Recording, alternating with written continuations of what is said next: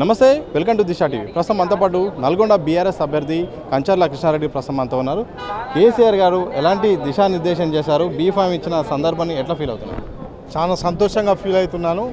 అదేవిధంగా కేసీఆర్ గారు పార్లమెంట్ ఎన్నికల్లో ఏ విధంగా గెలవాలి, ప్రజలతో ఏ విధంగా మమేకం కావాలో పూర్తిగా చెప్పడం జరిగింది.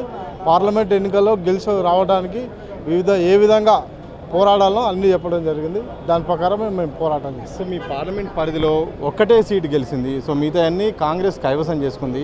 ఈ నేపథ్యంలో ఈ సవాల్ నుండి ఎట్లా మీరు బయటపడతారు?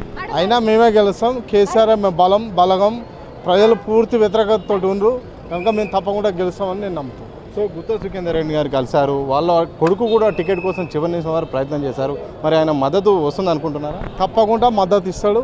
అతను కూడా ప్రచారంలో పాల్గొంటాడు. అందులో ఇబ్బంది లేదు.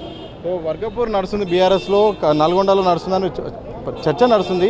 ఈ నేపథ్యంలో దీన్ని ఎట్లా మీరు బయటపడగలరు? అది ఓన్లీ మీ టీవీలలోనే నడుస్తుంది. మామూలుగా ప్రజలలో వర్గపోరు లేదు. అంతా ఒకటే వర్గం, అంతా కేసీఆర్ వర్గమే, బీఆర్ఎస్ వర్గమే. సో కోమటిరెడ్డి వెంకటరెడ్డి బ్రదర్స్ కూడా 2 స్థానాలు మాకే దక్కుతాయి. అలాగే రాష్ట్రం మొత్తం 17 స్థానాల్లో ఒకటి కూడా గెలిచేది కష్టమే బీఆర్ఎస్ అని కూడా నేను చెప్తాను. మా బీఆర్ఎస్ పార్టీ 14 గెలుస్తాయి. నల్గొండ జిల్లాలో ఉన్న 2 సీట్లు, భువనగిరి, నల్గొండ 2 సీట్లు మేమే గెలుస్తాం.